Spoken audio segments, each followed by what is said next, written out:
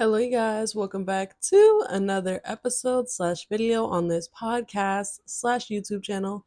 Whether you are watching me on YouTube or listening on Spotify, welcome or welcome back. Today, y'all, I want to speak on another feeling that I have just been reflecting, that has been flowing through my veins, that it's just weird, guys. It's not, I feel like every time you leave a situation or you're on your journey by yourself again, so much stuff just like recognizes. Like, I know a lot of times we want partnership. Who doesn't? We want like community, but it's like you really learn the most in like the silence. Because obviously, like, I know how this goes. If you aren't in my channel, I was single for almost 2 years. I know it's like when you're by yourself and you actually have nothing to focus on, it's like all that was to the back is coming to the front, has no choice but to just come up. And on my channel, I'm always speaking to anyone like-minded like me, but today specifically, I'm speaking to the ladies because we be going through it. Okay, I'm speaking to the ladies. If anyone else can relate, that's cool, that's fine, that's dandy. But I want to talk about this thing that any girl who's ever been in a relationship has gone through. I thought about those 2 years single and when I started getting back into dating and when I got on dating apps, or then even when you find yourself in situations, you like people, everyone, when it comes to love or trying to form connections, you know nobody is perfect. So you try to look past flaws or certain things. There's like, you have a list of like non negotiables. And then I feel like we have a list of negotiables that sometimes be a little too long. I want to talk about why women are so nice. Like, not for real, but not for real. Because you know, in society, people hate on reason on women for like the dumbest reasons. Like, she had a little attitude at her interview, or she set a boundary on social media. Like when we talk about famous people, people who are perceived. But then it's like men can do so much. They can have proof of abuse. They can have proof of this and that, and they could still be a star, and they could still have defenders talking about, don't you know people change, even though they don't be changing and there's still more evidence of a lot. And like women, women come with more than just one P word. If you know what the first one I'm talking about, I'm just playing. I just want to make a little acronym.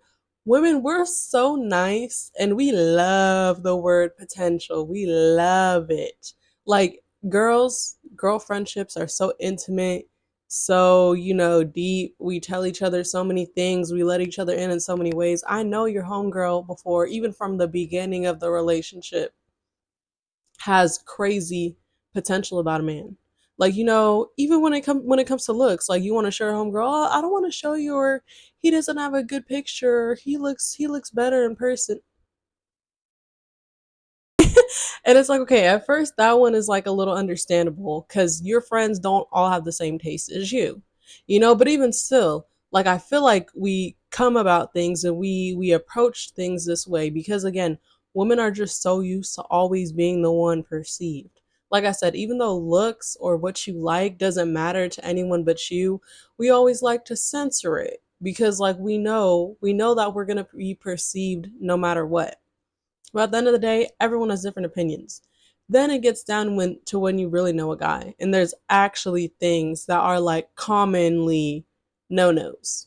We love to follow up, like, oh, this happened, but he's working on it, or he said he'll work on it, or like, how many times have like friends confided in you, and it's just like always having people, especially men.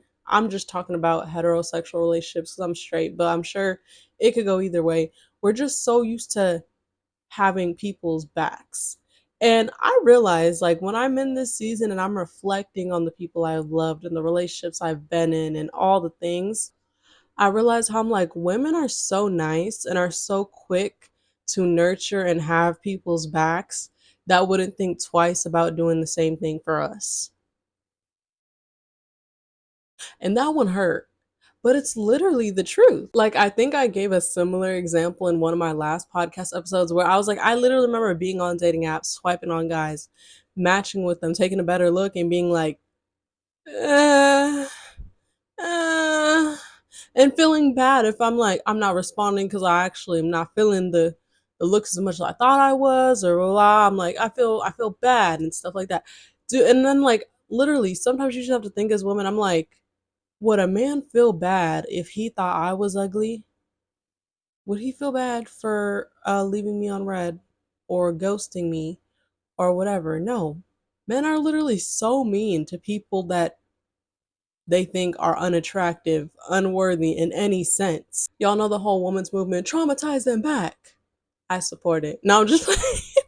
I'm just playing, but I think in a sense I do agree with that movement because I don't think we mean at well, some of y'all do. Some of y'all, I don't know. But in the sense of when I hear that traumatize back, I feel like it's like a paraphrase, right? It's not necessarily like I want to hurt, I want to harm, I want to emotionally damage like men back and yada yada yada. But it's like about me, and I think about us like taking our power the back. See, I do want to say getting stricter, getting meaner with our energy, but then again, I don't even want to say mean. I'm conditioned to think, oh, be meaner and stricter about your boundaries because when women have boundaries, that's what it's perceived as. Oh, she doesn't allow this, or she's not going to do this for me, or oh, that's mean because people are just so used to women giving and nurturing and what, like it's literally the patriarchy. It's what this whole country and this whole, I'm not going to say the world cuz I'm an American, obviously, but there were a lot of cultures, especially POC cultures, that did not adhere to such patriarchy as we have today.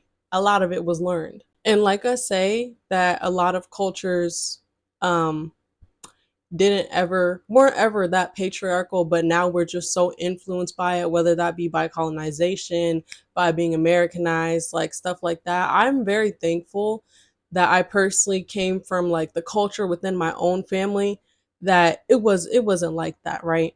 I have a very strong-minded mother who speaks her mind, who's a boss, and she has a man who's so supportive and kind, and that's the type of relationship I've seen.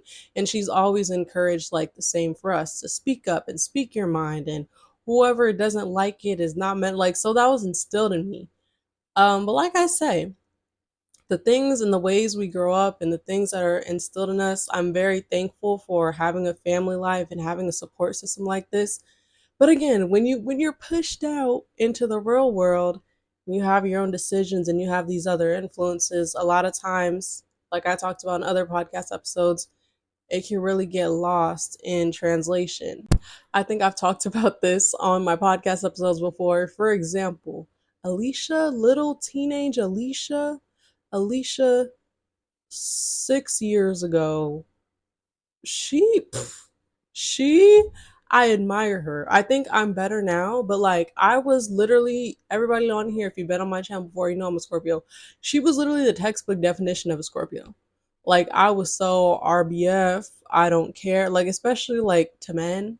Like oh my god. I don't know why I literally just thought of this one story. Like this is why I love and I admire when I see little girls who act like I did. I remember in middle school, like there was like the cool guy in middle school, and they were like trying to. I don't think they were necessarily trying to like mess with me, but I think they were just like pranking like anyone who was around, and they were trying to say like this way to walk to class is like closed off, and he was like standing in front of me and like they're all laughing just like waiting for my reaction, probably a little microaggressive too because like I said I grew up PWI. They're like what is this blackie gonna do? No, I'm playing. And so I'm like I know it's like BS, and I'm just like I know it's a joke, like move. And they didn't move. Y'all, I literally asked once, I moved him out the way and went to class. They're all like, oh, yeah. I admire that little 13-year-old because, but even more so, like I said, me 6 years ago, me in high school, I admire her. She was Miss cut a friend off, cut a boy off at the first thing I didn't like. And now I feel like I have a balance to it. But I really admire that little girl too. Because, like I said, I had all these things instilled in me that it was just so quick. Like, yeah, you're treating me like this, you do this, I don't like that, you're done. And it would be like so easy for me. Like I think I told you guys before, I feel so bad sometimes when I think about my high school ex because I'm like, how I just dumped him and like it was just out of sight and out of mind. I'm like, damn. Like it's because I had never really felt, I think, like such a deep level of love, like friendship or like relationship that it was just so easy for me to keep my peace and cut it, cut it. Huh? And so it's like back then I was one of those girls that people might have thought was like, oh, just so heartless or so nonchalant. And then it's like now I've gone through experiences. I've been in love. I've experienced more intimate friendships where I'm like, oh, we don't actually just hang out. I tell them things. I tell them about what I went through.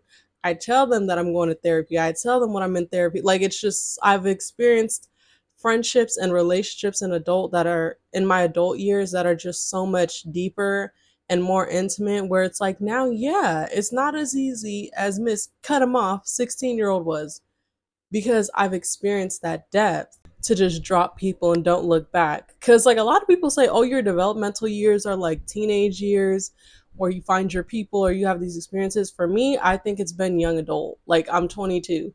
That's when I've experienced, you know, I don't know, just real stuff. Like, I've told you guys before that I'm super thankful of my family life, my upbringing.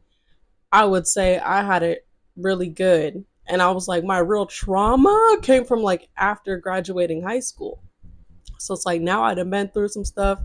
I done had some people go through some stuff with me.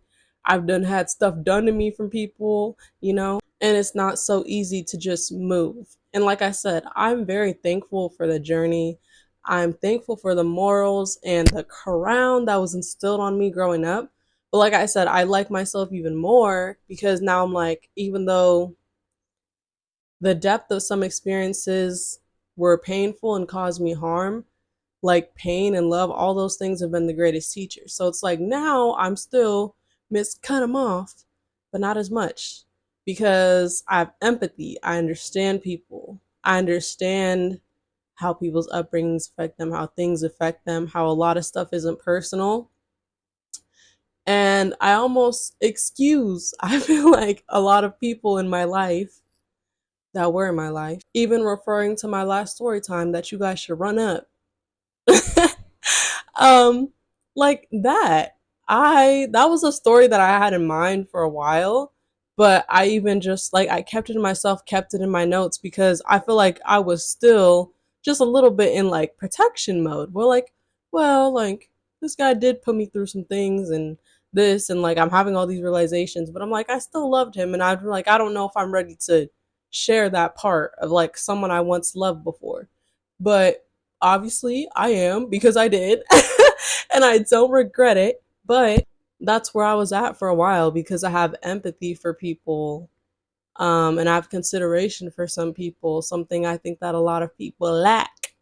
Or unpopular opinion, I think a lot of people do have empathy and compassion, but again, in this world that makes you want to just be so tough, nonchalant, I don't care, sometimes we're afraid to like even admit it. Because again, like I said, it could get like how it comes to me, where sometimes I'm like, where is the balance between 16-year-old RBF Alisha to this Alisha when it comes to excuses or empathy? Or excuses or empathy? Because I think the 16-year-old me lacked empathy, but now the 22-year-old me be making excuses for people. And I need a good in between. And so, yeah, I'm just realizing at this point in my life, 22 years old, I'll be 23 at the end of this year, November, Scorpio baby. And I'm just like, especially like I said, coming out of like an unhealthy relationship dynamic, um, separating myself from a toxic person. I'm just like, it's like refocus. I'm like, I'm 22 years old. You know, I'm doing my thing. I have goals. I have goals that could take a very long time to get to. As in, you guys see me on YouTube, you guys see me on TikTok. I'm actively working, but that's something that's kind of like in divine timing. I have other goals, and I'm just like kind of reevaluating what I want. I'm like, I have these goals. I know it's going to be a path. I'm remembering like this is what I want to do in the meantime. This is what I want to do to get closer to my goals. When it comes to like my career and my creativeness. And then I'm also thinking again post relationship, post again when I'm just like, what the was that? Like 16-year-old Alicia should have been there to cut that relationship months early. But then there's the empathetic lover girl. Like, no, I'm thinking again when it comes to my romantic life, I'm just like, I don't care what anybody tries to say. Other young girls who want love and who want partnership, I hear you. Like when people like, oh, you shouldn't be worried about that. You're so young. Blah, blah, blah. It's I feel like if you have an interest or you have a goal, there's nothing wrong with having goals or interests in all aspects in your life. Why, bitch, when you say, "Oh, I want more friends this year," nobody's like, "Oh, why are you focusing on that?" When you're like, "I want a new job this year." Oh, why would you focus on that? When someone's like, "Well, I want a man and I want a better partnership." Then people, "Why are you focused on that? It doesn't really like it's okay to have wants and goals. And I'm like, I'm 22 years old. I know a lot of what I want. Okay, I know what I want out of my career. I know the goals I want, and I'm like, I want to be a wife. I want to be a mom. Not necessarily right now.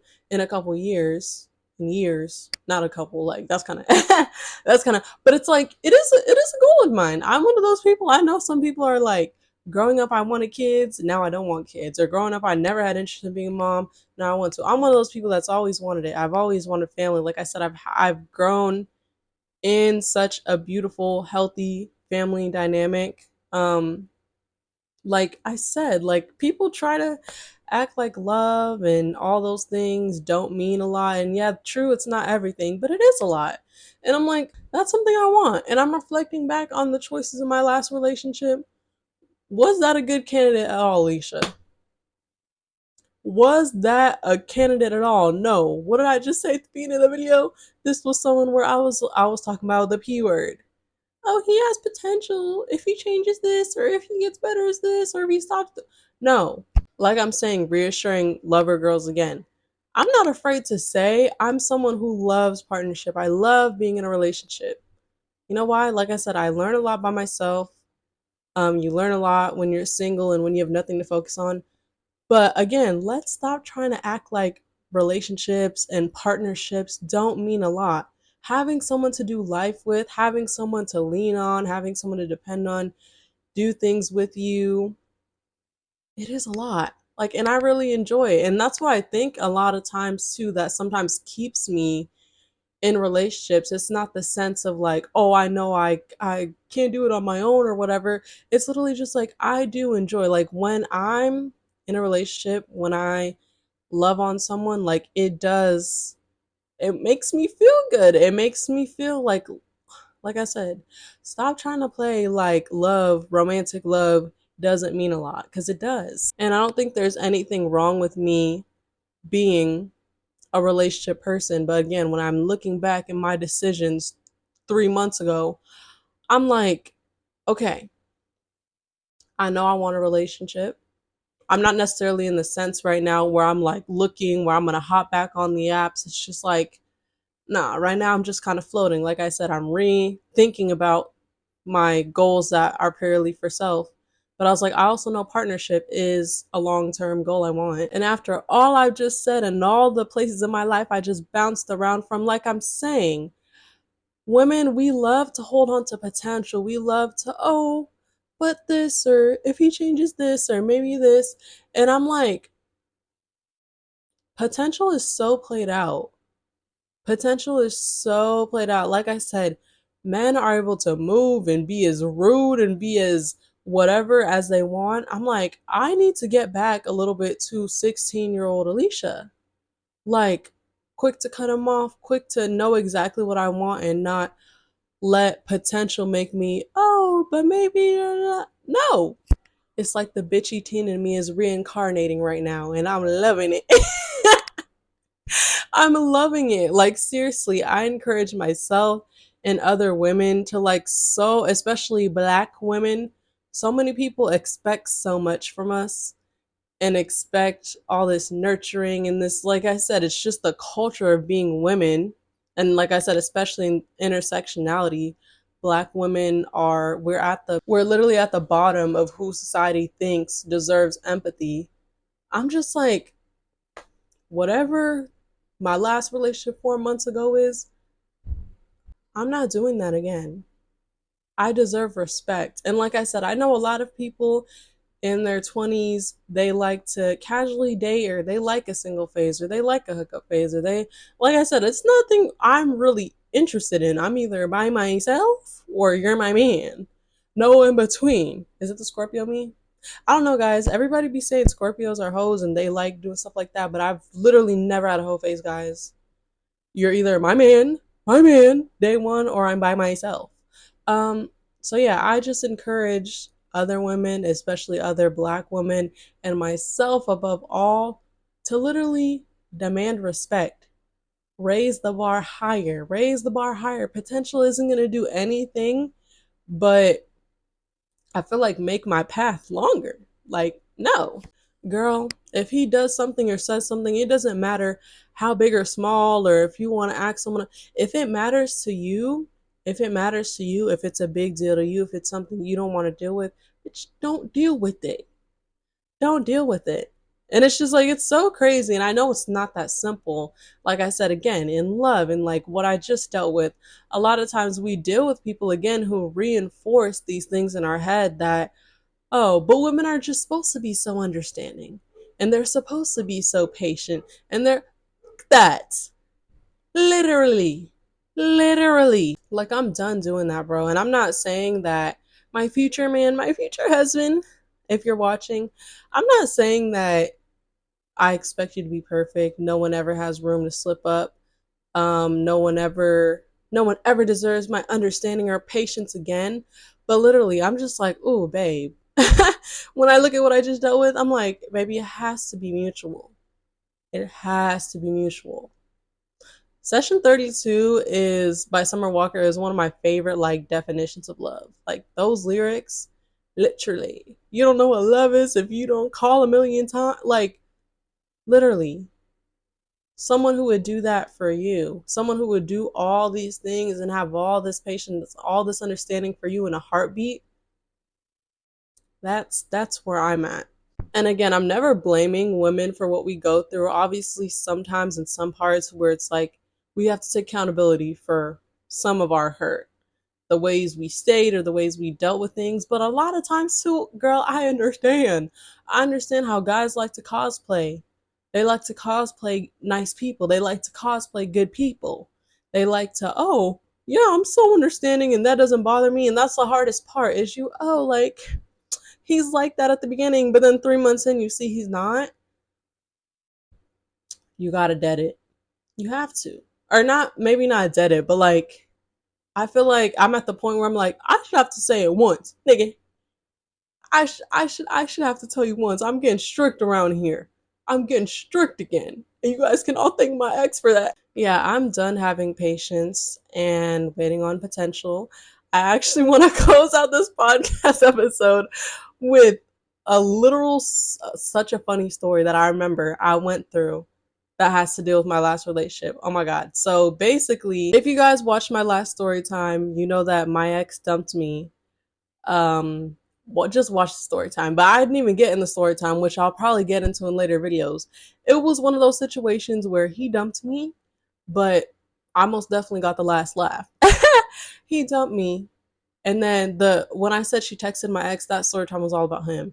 Then it was the please, I still want to be with you. Like, can we still just be together? But like actually get back together like later. Like, we won't talk to anyone else, or we can still talk. Like, he was begging to like stay in contact and me to not talk to anyone else, blah blah blah. And I at first was again, because manipulation and loving someone, I was like, well, maybe because I love him. But after like about a week, I was like, nah, I don't want to talk to you. I don't want to talk to you. You don't want to be with me? You made your decision. You don't get like half of me, or you don't get me without a title. I put that crown right back on. Yeah. And then he sent many follow-ups. Oh my god, y'all. I sent a voice memo of him crying like I left him on red and eventually blocked him while he was still trying to keep contact with me. But that's besides the point. When it comes to potential and being so understanding, guys, my last relationship, when I got dumped, I was baffled because literally a month prior to him dumping me, I dumped him for like 2 hours. Because I was so over the disrespect and the taking your terrible life out on me, and it was really starting to affect my mental health. But I ended up taking him back because again, I'm just like, oh, I care, and if he's really gonna change and make better, again, the understanding, even though that was a perfect point to leave that nigga the fuck alone. I remember I had like talked to my parents, and then I talked to my parents later about why I want to stay with them, and they were just telling me my parents are Scorpio and Capricorn, so they're gonna say whatever, even if it burns. I remember they were like, it seems like you have no limits with him. Like you'll deal with him however he acts. And I was just like, well, that's not true. Like it was true. I have limits. And they were like, okay, what are some of your limits? So obviously I'm like, obviously if he cheats on me, I'm not going to be with him. If he's abusive, I'm not going to be with him. And I was like, well, if he lies. And I remember they go, don't say that. And I'm like, what? If he lies again, because I'd already told them stuff he lied about. They were like, don't say that because he already lied and you stayed with him. Guys, chill. When I tell you I was gagged, but that's absolutely right. Literally. I remember my ex used to lie about stuff and then just talk about how, yeah, he doesn't agree with lying either. I think it's right, but there's reasons why he lied and blah, blah, blah. I'm still trustworthy. No, you're not. Like, that's literally one of the things where I'm putting my crown on. I don't give about the potential anymore. If you lie once, you're done. You lie once, I don't know what else you're lying about. It doesn't matter if there's a reason or anything like that. I think my future husband won't lie to me. And yeah, that's really like the energy I'm in. Come correct or don't come at all. Okay. Anyways, I hope you guys enjoyed this episode slash video. I hope you could take something away.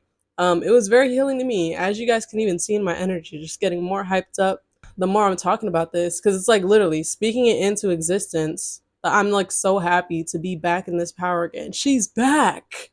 She's back. Um, and yeah, many more videos to come about all the revelations and putting this into action.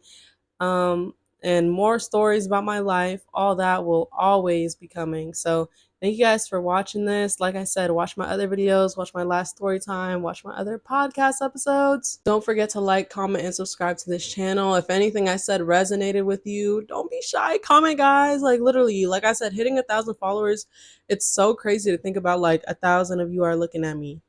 Because I'm like, I don't get comments on every video. And sometimes when I don't get comments, I'm like, I just feel like it's just me and the camera. But I'm like, what? Like, people are actually watching me and hearing me and like similar to me. And I have a community on here. And I love to see it. Thank you guys for making it to the end of this episode. And I will catch you guys in the next one. Bye.